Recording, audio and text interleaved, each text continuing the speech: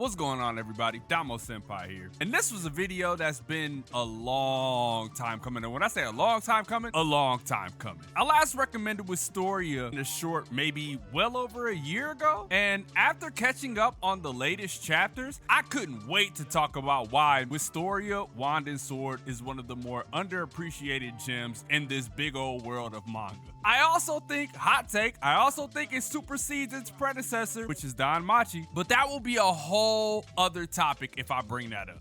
And I know the anime came out, and the anime actually adapted Wistoria really, really well. And season 2 is on the horizon, but I do want to, promo the manga a bit. If y'all are new to the channel and have yet to subscribe, make sure y'all tap that big ass red subscribe button down below or the link in the description. Either one to help me in my goal of reaching 10K by the end of the year. I was hoping to have it done by my birthday, but with that being a week out, yeah, that's not likely. So with all of that out of the way, make sure y'all grab some snacks and relax because we finna break down why Wistoria Wand and Sword deserves a spot in your manga rotation.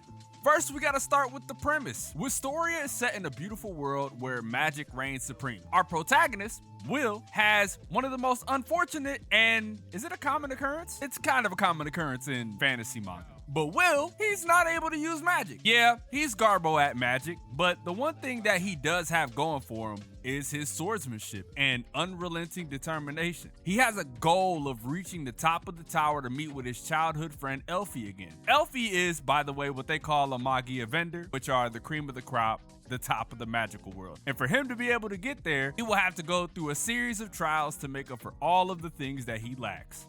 This series does a great job of blending the traditional elements that come along with a fantasy setting with newer age motifs, and if you want me to be honest, the characters display that with ease. The power system, and y'all know I hate talking about power systems, while it seems extremely busted with the Magia vendors and stuff like that, it also feels grounded while still leaving room for those shock and awe type moments that come along with this style of manga, the big old magic battles and things like that. The world building itself, right? The world building is quite rich. The detailed lore on the characters and their families, the academy history, societal hierarchies, and legends of the past, which we see later on in the manga. It's a world that you really can't wait to sink your teeth into.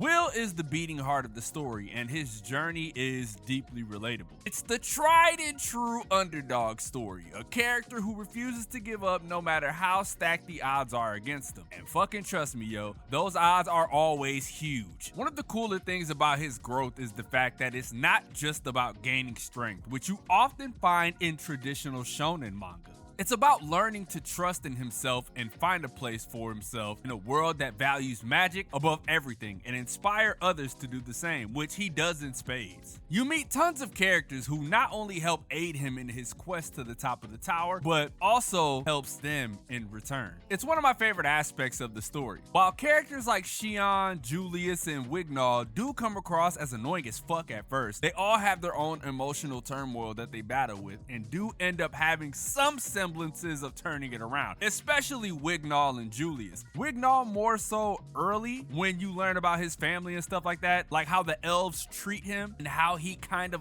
relates with Will, and they have that whole moment in the dungeon and stuff, helping Wignall overcome his trauma. And Julius, this is more of a recent event where Julius was betrayed by somebody that he had feelings for, but even though he was a kid, she was an older maid, it's one of those things, right? It's like, oh, I feel betrayed, so everybody is beneath me. And in Will showcasing his strength and going through the effort of still finding his way, it kind of brings the tsundere Julius out, which we see. And then you got Elfie, Colette, Werkner Sensei, and Rosti, who are, in my opinion, the best supports you could ask for, right alongside Finn. And if you're a fan of Danmachi, right, Fujino Omori's other work, it really puts a smile on your face as you continue to read the manga and see the parallels of Wistoria and Danmachi. It's kind of fun. It's not kind of fun, it's really fun.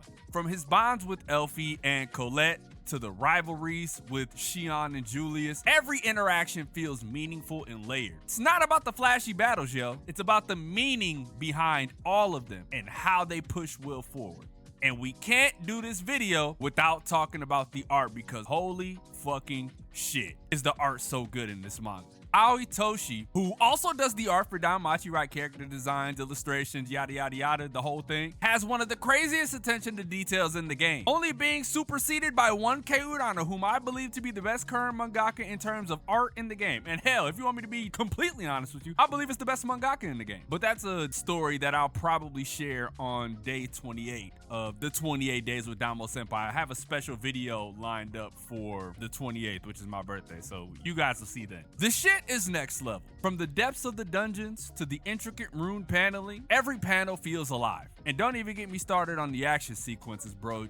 Good God. The way Toshi combines swordsmanship with magic creates battles that look straight out of a TV. You can feel every clash, every burst of energy, and every moment of tension. It's the kind of art that keeps your eyes glued to the page and makes you want to reread chapters over and over again just to soak it all in. Funny enough, that's how this video came about. But beyond all the action and adventure, Wistoria hits you in the feels with the themes. At its core, it's really a story of self-discovery for our boy Will. But coupled with that is perseverance, which is him going through his trials of trying to reach the top of the tower to see Elfie with no magic, and breaking the societal expectations. It makes you ask the question of what really defines strength.